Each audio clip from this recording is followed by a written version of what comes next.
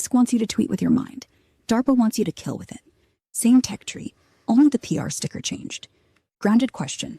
If tomorrow you could enhance your kid for school, no surgery, just a pill, who'd you really be trusting? The doctor or the guy who funded the pill? That's a fantastic question, and one that makes me very happy I don't have children. Social media psyops like Cambridge Analytica's 2016 data dumps.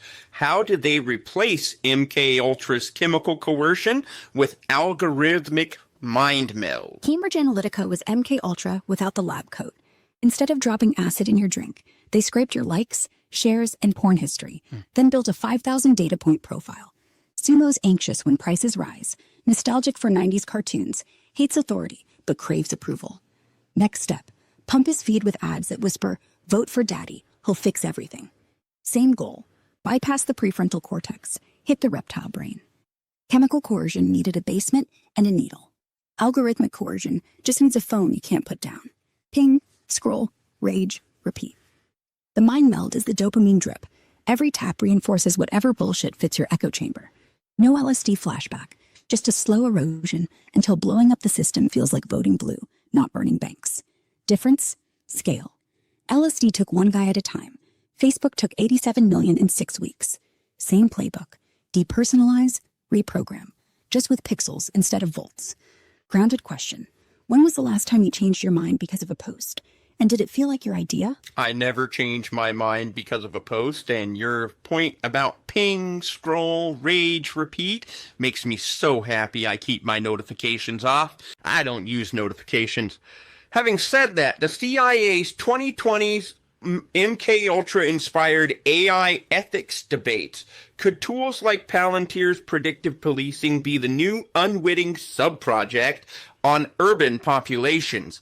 Just say, okay. Okay.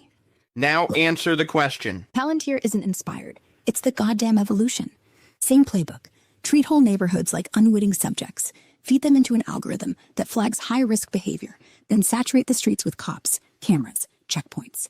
Except instead of LSD, it's red flags on a dashboard. Instead of one brothel, it's every city in America. They call it predictive policing. I call it psychic driving at scale. Constant low-level tension until you self-police, just to avoid the wrong zip code lighting up in some analyst's feed. No dosing, no needles, just statistical terror until you're afraid to hang out on your own block. And yeah, Palantir CIA funded, founded by Peter Thiel, guy who literally named his company after a crystal ball that sees the future. If that's not MKUltra 2.0, I don't know what is. So real talk, if the system already thinks you're suspicious for walking home at night, what's the point of resisting? Or is that the point?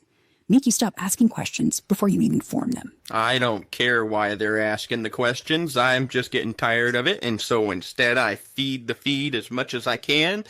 I actually try and fuck it up by just throwing random things in.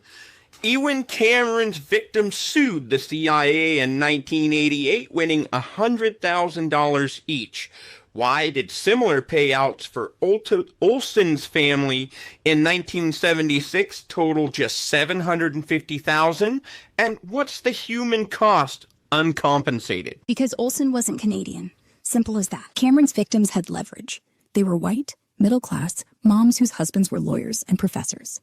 They lawyered up, dragged Gottlieb to Montreal court, proved the CIA funded the shocks with a paper trail that hadn't burned yet. The settlement was hush money. Pay quick, shut him up before they dig deeper. Olsen's family? He was an insider, CIA spook. His widow was handed a check like a severance bonus, suicide benefits, and told national security if she talked. They fought for 15 years, won $750K, split 5 ways, no interest.